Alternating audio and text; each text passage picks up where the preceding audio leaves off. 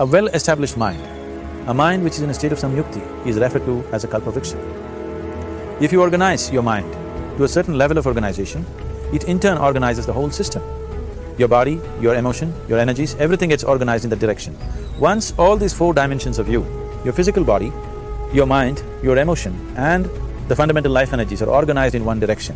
Once you're like this, anything that you wish happens without even lifting a little finger actually. It would help to assist it with activity, but even without doing any activity, you can still manifest what you want if you organize these four dimensions in one direction and keep it unwavering in that direction for a certain period of time. Right now the problem with your mind is, every moment it is changing its direction. It is like you want to travel somewhere and every 2 steps if you keep changing your direction, the question of you reaching the destination is very remote unless it happens by chance. So, organizing our minds and in turn organizing the whole system and these 4 basic dimensions of who you are right now in one direction, if you do this, you are a kalpavriksha yourself. Anything that you wish will happen. But right now, if you look at your lives, everything that you have wished for till now, if it happens, you're finished. Everything and everybody that you have desired for, if all of that lands up in your house today, could you live with that? Once we're empowered like this, it's very important that our physical action, emotional action, mental action and energy actions are controlled and properly directed. If it is not so, we become destructive, self-destructive. Right now, that is our problem. The technology, which is supposed to make our life beautiful and easy, has become the source of all the problem, that we are destroying the very basis of our life, which is the planet. So what should have been a boon, we are making a curse out of it. What has brought incredible levels of comfort and convenience to us in the last 100 years or so has also become a threat to our life simply because we are not conscious action, we are in a compulsive state of action. So organizing our minds fundamentally means moving from a compulsive state of activity to a conscious state of activity.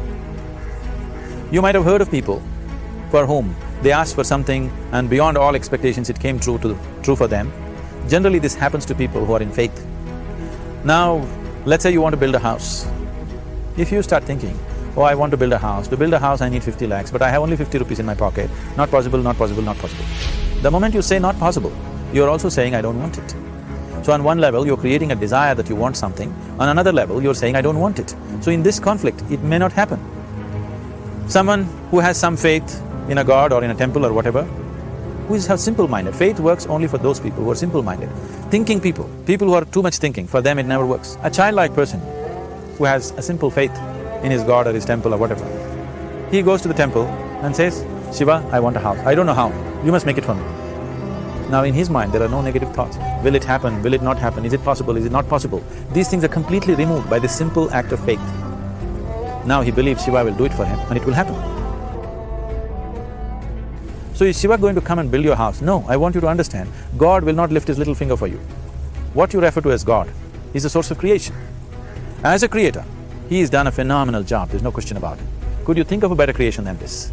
Is it in anybody's imagination to think anything better than what is there right now? So as a creator, he has done his job wonderfully well. But if you want life to happen the way you want it, because right now, the very crux of your happiness and your well-being is this. If at all if you're unhappy, the only and only reason why you're unhappy is life is not happening the way you think it should happen. That's all it is. So if life is not happening the way you think it should happen, you're unhappy. If life happens the way you think it should happen, you are happy. It's as simple as that. So if life has to happen the way you think it should happen, first of all, how you think, with how much focus you think, how much stability is there in your thought and how much reverberance is there in the thought process will determine whether your thought will become a reality or is it just an empty thought. Or how you do not create any impediments for your thought by creating negative thought process. This possible, is something possible or not possible? Is destroying humanity. What is possible and not possible is not your business, it's nature's business. Your business is just to strive for what you want. Right now you're sitting here. If I ask you 2 simple questions, I want you to just look at this and answer this. Right now from where you're sitting, can you just fly off? You say no. Right now from where you're sitting, can you get up and walk? You'll say yes. What is the basis of this? Why you say no to flying and yes to walking? Because past experience of life, many times you've gotten up and walked, never did you fly off. Or in other words, you're using the past experience of life as a basis for deciding whether something is possible or not possible.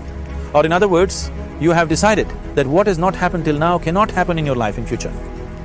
This is a disgrace to humanity and the human spirit. What has not happened till now on this planet can happen tomorrow. Human beings are capable of making it happen tomorrow. So what is possible and what is not possible is not your business. That is nature's business. Nature will decide that. You just see what is it that you really want and strive for that. And if your thought is created in a powerful way, without any negativity, without any negative thoughts, bringing down the intensity of the thought process, the first and foremost thing is you must be clear what is it that you really want. If you do not know what you want, the question of creating it doesn't arise. If you look at what you really want, what every human being wants is, he wants to live joyfully, he wants to live peacefully. In terms of its relationships, he wants it to be loving and affectionate.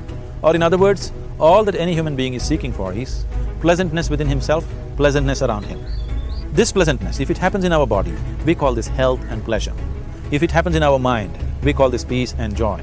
If it happens in our emotion, we call this love and compassion. If it happens in our energy, we call this blissfulness and ecstasy. This is all that a human being is looking for. Whether he is going to his office to work, he wants to make money, build a career, build a family, he sits in the bar, sits in the temple, he is still looking for the same thing. Pleasantness within, pleasantness around. If this is what we want to create, I think it's time we addressed it directly and commit ourselves to creating it. So you want to create yourself as a peaceful human being, joyful human being, loving human being, a pleasant human being on all levels. And do you also want a world like this? A peaceful world, a loving world, a joyful world.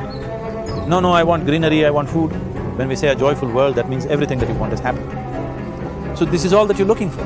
So all that you need to do is commit yourself to creating it, to create a peaceful, joyful and loving world, both for yourself and everybody around you. Every day in the morning, if you start your day with this simple thought in your mind, that today, wherever I go, I will create a peaceful, loving and joyful world. If you fall down 100 times in a day, what does it matter? For a committed man, there is no such thing as failure.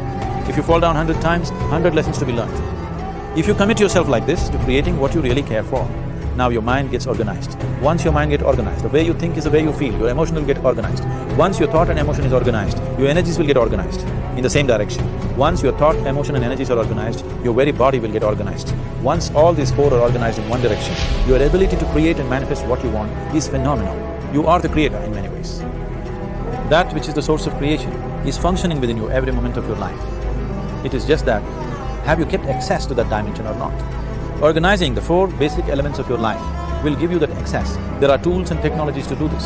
The whole science of yoga, the whole technology that we refer to as yoga is just about this, transforming yourself from being just a piece of creation to become a creator.